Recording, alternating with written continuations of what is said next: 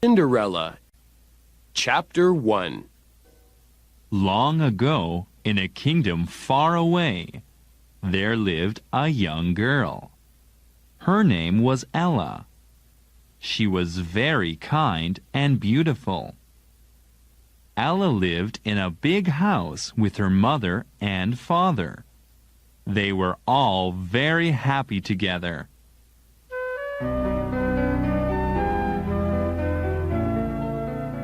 But as Ella grew older, her mother became ill. Many doctors came to look at Ella's mother, but they could not help. Soon, the woman became very sick and had to go to the hospital. Ella often went to visit her mother in the hospital. She sat by her mother's bed and held her hand as they talked. One day, her mother wasn't in bed when Ella went to visit. Instead, her father was waiting for her in the hospital room. "It's only you and I now, Ella," he said. Ella knew what her father meant. Her mother had died. For a long time, Ella and her father tried to live happy lives together. But her father was very sad without his wife. And soon, he too became very ill. He did not want to make his daughter sad because she had already lost her mother. So Ella's father got a nurse to take care of him. The nurse was not a nice woman. She did not seem to like Ella at all. But the nurse took very good care of Ella's father. When Ella's father seemed to be getting better, he asked his nurse to marry him. The woman quickly agreed. Suddenly, Ella found herself living with a stepmother and 2 stepsisters. Her stepsisters' names were Helga and Gertrude. Her new family did not get along with Ella very well, but Ella was glad her father had a wife again. By this time, Ella had grown into a beautiful young woman. She always tried to make friends with Helga and Gertrude, but they did not like her. They told Ella she was an ugly little child. Ella could not understand why they were so unkind to her. She thought that they must be very unhappy. One day, Ella's father was feeling very sick again. She was holding his hand as he lay sick in bed. He told Ella to try to be happy. But after he said this, he did not speak again. Ella was very sad. Now her father was dead too. She felt very alone. "Well, there are only 3 of us now," Ella's stepmother said to her daughters one day. "What about her?" One of the stepsisters asked while she was pointing at Ella. "Oh, yeah, and that dirty little child," said Ella's stepmother. "I guess there are 3.5 of us now." Ella's stepmother and stepsisters were always very unkind to Ella. They made her do all the housework. Her real father and mother had given Ella many beautiful clothes, but her stepsisters had taken them all. Now, Ella had only one dress, and she had to wear it every day.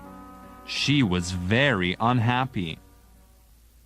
One day, when Ella was cleaning out the fireplace in the kitchen, her sisters laughed at her. Look at her face! They said. It's all black from the cinders. Her name should be Cinderella. From that day on, Ella's stepmother and stepsisters called her Cinderella. She did not like the name, but she could not do anything about it.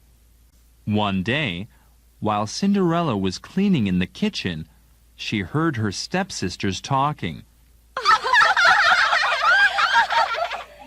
They were excited about the prince's birthday party. The king and queen of the kingdom were having a party for their son. May we go, Mother, please? Helga and Gertrude begged. Of course you may, said their mother. After all, the prince needs a wife. Cinderella looked up from cleaning the fireplace. The prince will be choosing a bride? She asked. At this, her stepmother and stepsisters laughed. Yes, but he'd never want a dirty little child like you, her stepmother said. 1 week later, the prince had his birthday. Cinderella had worked very hard. She had to make dresses for her stepsisters. They were pretty. Her stepsisters put on the dresses, but did not thank Cinderella. Hurry or you'll be late, said their mother. From her window, Cinderella watched Helga and Gertrude leave in a carriage. She wished she could go to the party. Stop dreaming and get back to work, you lazy child, said her stepmother. A prince's party is no place for you. In tears, Cinderella went into the kitchen and began washing the floor. Chapter 2. As Cinderella was cleaning, she heard a strange sound and saw a flash of light. I wonder what that was, Cinderella asked herself. Suddenly, someone tapped her on the shoulder. Cinderella turned around and found an old woman behind her. The woman wore a pointed hat on her head and held a stick in her right hand. I'm your fairy godmother, the old woman said. I'm here to help you go to the prince's party. Cinderella was very surprised. But what about my stepmother? Asked Cinderella. Don't worry about her, said her fairy godmother. I've made her go to sleep. She will not wake up until tomorrow morning. Cinderella looked down at her clothes. But how can I go to the prince's party? She asked. I'm just a dirty little child. Cinderella's fairy godmother smiled. Oh, no, you're not, she said. You're a beautiful young woman. The old woman led Cinderella outside the house. I need you to do 2 things before I can help you, she said. Cinderella didn't understand. Please, don't ask any questions, said the fairy godmother. We don't have much time. You will just have to believe me. Cinderella wanted to believe her fairy godmother, so she listened closely. Okay, said the old woman. I need you to bring me a few things. First, we need a big pumpkin. Right away, Cinderella ran to the garden and picked the biggest pumpkin she could find. She carried the fat orange pumpkin over to her fairy godmother and put it down in front of her. Good job, young lady, said the old woman. Now I need you to find 3 mice. Cinderella did not understand why her fairy godmother wanted 3 mice, but she believed the old woman, so she went to find the mice. Cinderella ran to the barn. She often saw lots of mice there. After a short time, she caught 3 little mice in a glass jar and brought them back to her fairy godmother. She put the jar on the ground beside the pumpkin. Very good, young lady, said the fairy godmother. Then the old woman did something that Cinderella could not believe.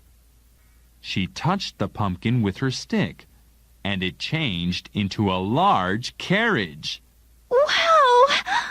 Said Cinderella. Next, the old woman tipped over the jar and let the 3 mice run out of the opening.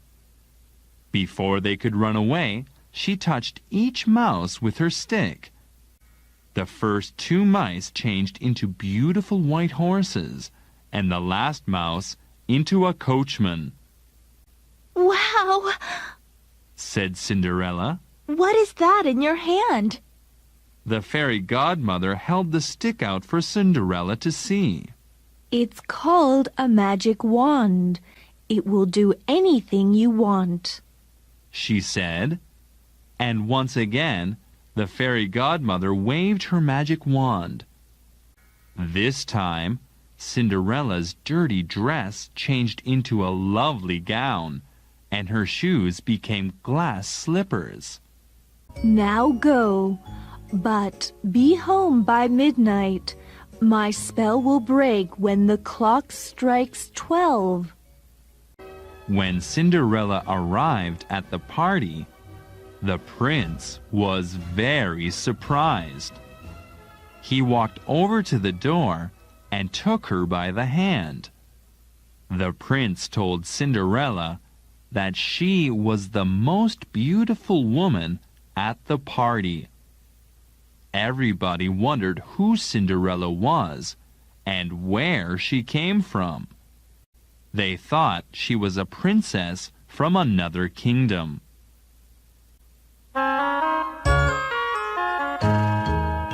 Cinderella and the prince laughed and danced all night. Before long, the prince had fallen in love with her. Cinderella looked into the prince's eyes. She also had fallen in love, but it was almost midnight. She had to go home at once. Cinderella told the prince that she had to leave. As he walked her to the door, he said, "I must see you again soon." Cinderella only smiled and ran down the stairs to her carriage. She did not want the prince to see how she really looked. She arrived home just in time. As the clock struck midnight, 3 things happened. Her carriage turned back into a pumpkin. The horses and the coachman changed back into mice. And poor Cinderella sat on the ground in her dirty dress and shoes. She was not sad. Cinderella would always have the lovely memory of going to the prince's party. Chapter 3. The next day, Cinderella heard her stepsisters talking about the party. Did you see that woman's dress? Helga asked. Yes, it was beautiful, said Gertrude. We must get Cinderella to make our dresses just like it for the party tonight. Cinderella did not understand. There's another party tonight? She asked. Yes, said Gertrude. And you must do a better job on our dresses. The prince did not dance with us because our dresses were not pretty enough. Cinderella started working on the dresses right away. By dinner time, they were finished. They were even more beautiful than the last ones. Again, her stepsisters put them on, but did not thank Cinderella. Hurry, don't keep the prince waiting, said their mother. Cinderella watched her stepsisters leave in the carriage. Are you still dreaming? Said her stepmother. There's work to do in the kitchen.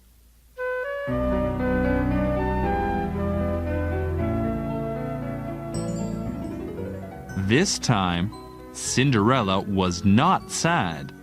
She went into the kitchen and began washing the dishes. While thinking about the party, she felt someone tap her on the shoulder. It was her fairy godmother again. It's late. You must get ready, she said. Wow, I didn't know you were coming back, said Cinderella. I thought that you already made my wish come true. The fairy godmother smiled. No, I haven't. Not yet, said the old woman. Once again, the fairy godmother led Cinderella out into the yard. Cinderella knew what she had to do. She ran to get another pumpkin and 3 more mice. Soon, everything was ready to go. A nice carriage, 2 white horses, and a coachman waited to take Cinderella to the prince's party. Oops! I almost forgot your clothes, said the fairy godmother. The old woman touched Cinderella's dirty, torn dress with the magic wand. First, her dress became a beautiful gown. Then her sandals turned into lovely glass slippers. This dress is more beautiful than the last, said Cinderella. Just remember, said the old woman. Be home by midnight. Cinderella smiled. Thank you, fairy godmother, she said. Thank you very much.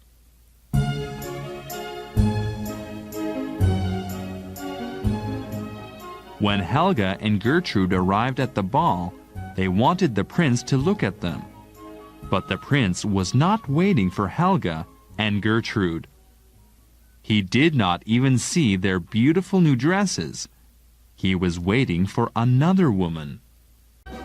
Cinderella walked into the party looking more beautiful than before. The prince was so happy. I was worried you would not come back, said the prince. So was I, said Cinderella. Again, they danced and talked all night until it became time for Cinderella to leave again. Oh my, it's almost midnight, she said to the prince. I must go home. The prince asked Cinderella to stay longer, but she had to say no. Finally, it became close to midnight, and she had to run to her carriage. While running down the steps, one of Cinderella's glass slippers fell off. But she had no time to pick it up. She got into her carriage and went home. As the prince watched her leave, he picked up the slipper and held it tight in his arms. Chapter 4. The next day, the prince sent 2 of his men to look for the woman he loved.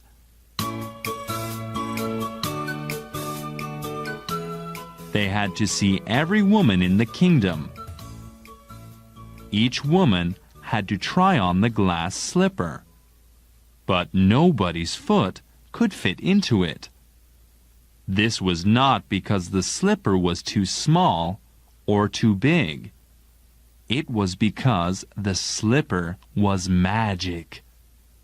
When they finally came to Cinderella's house, her sisters tried on the slipper first, but their feet were much too big. What about the young woman behind you? Asked one of the men. They were talking about Cinderella. She's just a dirty little child, said Cinderella's stepmother. It wouldn't fit her. Besides, she has work to do. Cinderella's stepmother wanted to close the door, but the men did not let her. The prince wants every woman in the kingdom to try on the slipper. It won't take long, one of them said. Oh, all right, said Cinderella's stepmother. As Cinderella took off her dirty old sandals, her stepsisters laughed.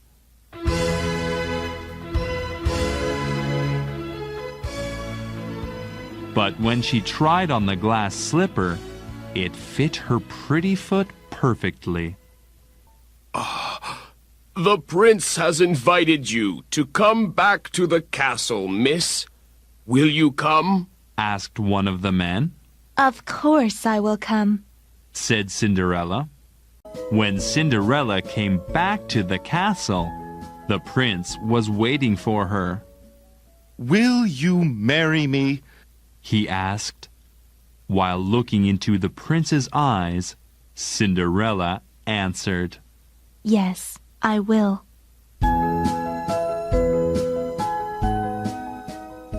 Soon after, she and the prince were married and lived happily ever after.